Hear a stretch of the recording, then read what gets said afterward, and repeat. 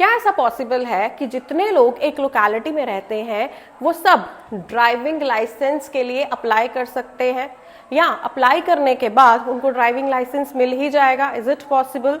If your answer is no, then you have already understood the concept of domain and range of a function.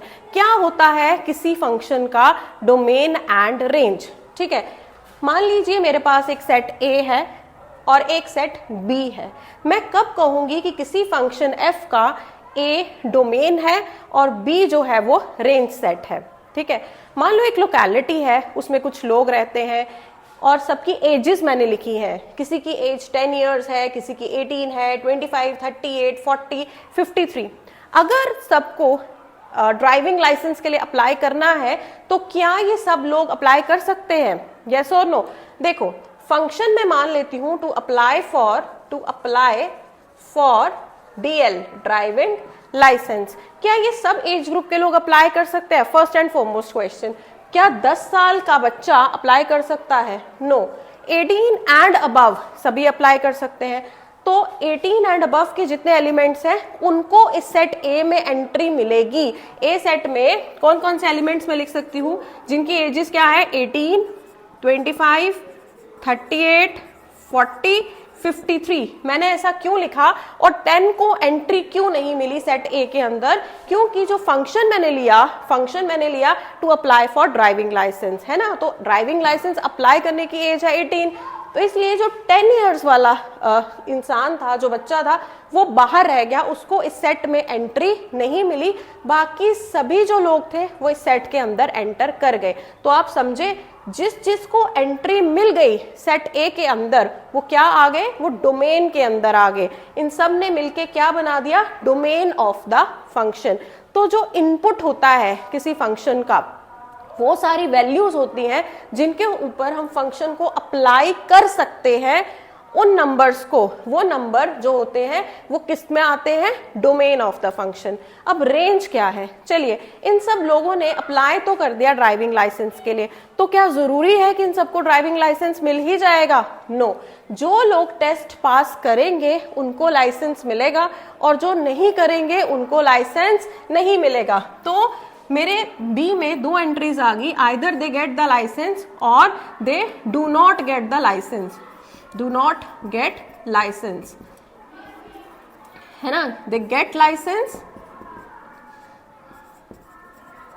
और they do not get the licence. तो मेरे पास output में दो entries आ रही हैं, they are getting the licence और they are not getting the licence. तो जो आउटपुट वैल्यूज हमारे पास आती हैं after applying function on domain elements, उनको हम बोलते हैं रेंज। फॉर एग्जाम्पल, एक मैथमेटिकल एग्जाम्पल देखें।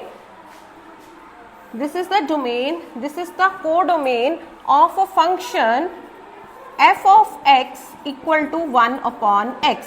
तो हमें फाइंड करना है कि f of x equal to 1/x की क्या डोमेन होगी और क्या रेंज होगी। डोमेन मतलब एडमिसिबल वैल्यूज, वो वैल्यूज जो कि इस सेट के अंदर, डोमेन सेट के अंदर जिनको आने की परमिशन है, वो वैल्यूज जिन पे मेरा फंक्शन एक्ट कर सकता है। तो क्या सारे रियल नंबर्स पे f of x equal to 1/x act कर सकता है? क्या सारे रियल नंबर्स पे? अब आप देखिए, रियल नंबर्स कहाँ से कहाँ होंगे? -∞, इन्फिनिटी, 0। क्या सारे रियल नंबर्स का रेसिप्रोकल मैं ले सकती हूँ? क्योंकि फंक्शन क्या कर रहा है? नंबर का रेसिप्रोकल बना रहा है। तो मैं हर एक रियल नंबर का रेसिप्रोकल हम ले सकते हैं except one number, and that number is 0।